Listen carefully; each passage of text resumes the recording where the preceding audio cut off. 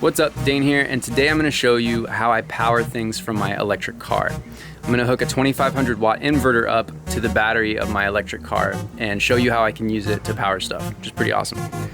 Disclaimer, you probably don't want to do this because it probably voids your warranty technically. That being said, I'm going to explain to you why this is so important to me and why I think being able to power things from an electric vehicle is so profound and important. So, number one, let me show you what the inverter looks like. This is the inverter, and you can plug things into it like right there. So those are your regular like 110, like an outlet in your house. Now, why do this? You have solar or some other source of renewable energy. There's a difference between when that energy is produced and when that energy is needed. For example, during the afternoon, our house with solar panels produces more energy that we need. And the excess energy that we produce gets exported back to the grid in something called net metering. And we get credits for the excess energy that we produce in the afternoon. Because at night, our solar panels aren't producing any energy, but we still need energy to like cook dinner or like, I don't know, wash our clothes or whatever. So basically that excess energy that we exported during the afternoon and we got those credits, we spend those credits at night to be able to offset the energy that we need at night. So we put more into the grid than we need during the day and we take more than we produce at night. So that being said, what happens when everybody goes solar? Like, what if tomorrow every person in the United States had solar power? Well, then we would produce way more energy than we needed in the afternoon and we'd have nowhere for it to go. So the excess that would go back to the grid, I don't know what would happen to it, but then none of us would have any place to get our energy from at night because none of us would be producing energy from our solar panels at night, so it wouldn't work. So what you need is you need a battery. You need storage. You need to be able to store that energy in a battery. But the problem is that batteries are like super ultra mega expensive. If you've seen those Tesla power walls at Home Depot, it's like $10,000 per battery. And you need at least two of them to be able to power like a normal 60 amp AC unit in a house. So you're looking at $20,000 just for like a regular home just to have batteries. My electric car has a lot of battery storage on it. In fact, my electric car has 50 or 55 kilowatt hours, which is the equivalent of about 4 of those giant batteries that you see or used to see in Home Depot. And so if I could power things from my car, I wouldn't need batteries for the house. So in the future, as we transition to electric cars, there may be a lot less need for batteries, which are incredibly resource intensive and expensive, if we could use our electric cars and double for them to be our storage for our home. So imagine you go to work and you charge your car off of solar at work, and then you come home at night and you power your home off of your car at night, and you definitely have enough energy in your car to power your home and to be able to get to work the next day with plenty left over. So that's why, to me, vehicle to grid or vehicle to home technology is like so important and matters a lot because it could cut the amount of batteries that we need in the future, in my opinion, in half if your car battery could double as your home battery as well. Unfortunately, right now, there's not really any need for people to be able to run their home off of their car because you can just net meter with the utility. You can do net metering. And so for Tesla, they want as little wear and tear on their batteries as possible, so they have as few warranty claims as possible.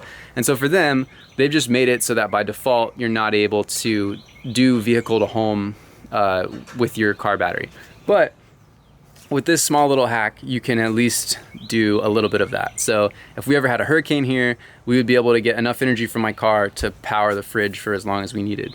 For me, like I said, I use this for doing my driving concerts.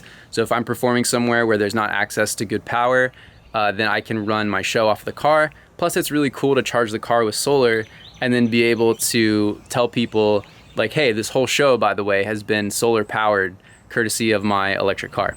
So I'm gonna show you how I do this, and you probably shouldn't do this yourself, but hopefully you'll find this entertaining and you won't report me to Tesla's warranty department. So the first thing that you've gotta do is you've gotta get underneath the back seat.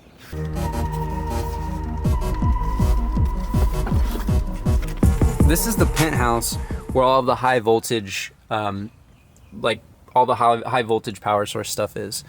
So this is the stuff that you don't want to mess with and mess up. So we have this battery here in the front. And what that battery does is it powers like the entertainment system, like the windows, the doors, like all that kind of stuff. And in order to keep that battery charged, it gets like a trickle charge from the high voltage power in the back. And so all we're gonna do is we're going to tap off of that line that charges the front battery, and we're gonna send that energy to the inverter so that we can power our 2500 watt inverter. So that line that charges the front battery is like 20 amps at 12 volts. And so that is where I'm getting the 2500 watts basically for the inverter. First thing we need to do is we need to undo this battery. So all we do here is get like a 10mm wrench. Let me just take this opportunity to reiterate that you probably should not do this. So, all right, so I've just removed this plug from the battery here. Done. The car is freaking out right now because we just unplugged the battery up front. So it was like, and now it's saying, you know, electrical system backup power is unavailable, non-essential features may be unavailable. So it's not liking that at all. In order for the car to really be off, what you gotta do is you gotta go to this puppy right here. So this is where all the magic happens. So this is the outlet from the big battery, which goes off to the little battery. So what you can do here is take this and then go like this, and then you hear that click, and that means that like the car is like off. So I'm gonna pull this out now. Cool. There's no power running anywhere. Basically all the high voltage stuff is in here. None of it is running out to the front. And so this is what we need in order to be able to hook up the inverter. So the front battery is disconnected. This battery is disconnected. And now it's like okay to work on it, I guess. So this is an Anderson plug, and this basically just makes it impossible for me to plug the plug in backwards. And it's cool to be able to have this so that I can remove the other half of this like when I don't need it, but that I can leave the stuff wired into the car the rest of the time. The only reason I took this out is because I took my car in for service work and I didn't want to have all this hackery here in the car. Funny story about this part of it. Last time when I took this out, I removed one of these black bars here to be able to take this out easier. And when I got to the service center, they were like, we need to check your fasteners in the penthouse. So basically what that means is that whenever you remove one of these bolts here, some sort of webhook, some sort of data goes to Tesla, and they can see that you have removed this because they don't want people messing with this. So if you're gonna do this, just be aware that they may know that you're doing it. They may totally know or be able to do some reporting to tell that I'm messing with this stuff.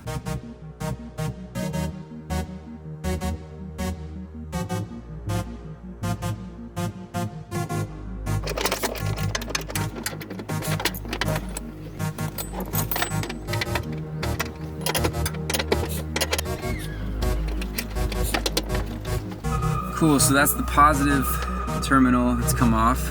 Basically now, I'm gonna unwrap this black electrical tape here. Cool, so now I've got those parts on. Ta-da! Now that goes out to here, and then that's where that's gonna plug in.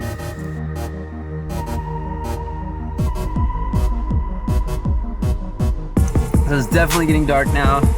We got the seat in, and the next step is just to get the battery hooked up. There's another 12-volt battery that has to go inside here.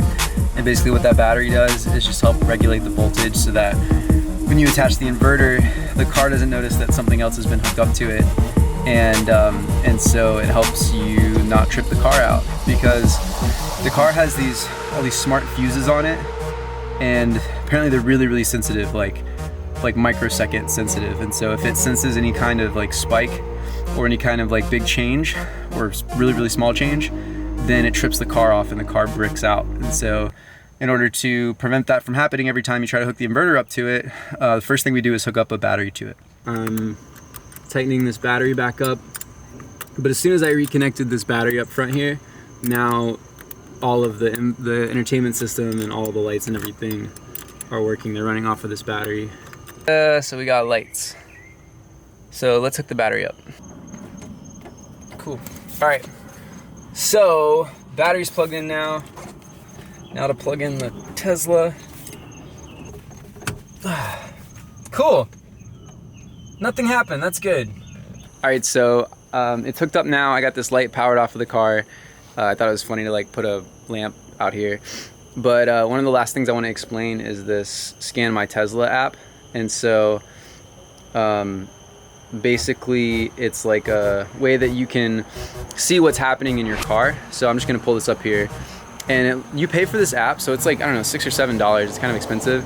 And it looks like right now, this is the first time I've ever seen this, but it looks like the app is like tripping out. It looks like it needs a little bit of work from the developers. But basically the idea is that you can see what's happening and like all the readings on your car. So really the one that I care about is this DC to DC output. So you saw it jump to like 300 there when the light turned on for a second. But usually you can tell how much power you're drawing by how much that DC to DC output goes up. So anyway, all we need to say about this app is that it just helps you maintain an awareness of like what's going on with the car and make sure you're not doing anything that's like driving the temperature up on the battery or anything crazy like that. Like I said, right now it looks like there's some bugs and the app needs to be fixed, but I've never seen this before. It's always been good otherwise. But yeah, there's the Scan My Tesla app.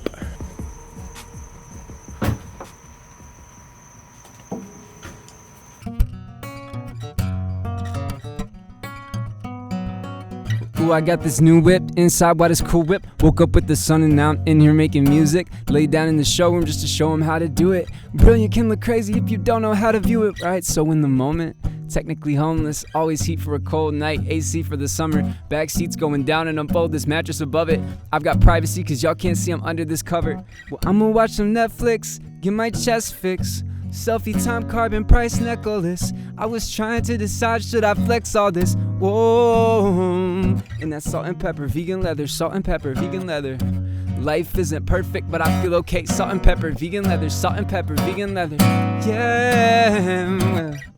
Now I'm seeing people I missed, sleeping in the driveways of all of my friends. High fives and high praise and let me plug in. You ain't seen this before? Okay, let's go for a spin. And yeah, but it's 9 now, so lights out. Roll that window down cause it's nice out. Roll that window back up, I got a bite. How is this car off but the air's still iced out? Compost in my console, ooh, condo. My whole closet's with me everywhere that I go. Self-driving, high ROI like soprano. Stop at gas stations, just refill this water bottle. Said, oh, and I don't really have to be shifting. I'm pissing on every piston and nitwit with a lift kit or a dipstick. Whip is so sick, socially distanced. Business was so interesting, I own his percentage. And I'm all for the gimmicks, but don't stop at the image. Cause self-driving will save the lives of like millions and millions of distracted drivers who bump into somebody's children. Not to mention half of emissions and parking lots missing. This is the future we're witnessing. Truth is stranger than fiction. This crazy plan became an easy decision. 8 cameras understand that you can't mess with my vision. Internet in this whip, all these dash buttons are missing. I got the salt and pepper, vegan leather, salt and pepper, vegan leather. Life isn't perfect, but it's fine now. Salt and pepper, vegan leather, salt and pepper, vegan leather. Yeah, it's all mine now. Salt and pepper, vegan leather, salt and pepper, vegan leather. Life isn't perfect, but it's powered now. Salt and pepper, vegan leather.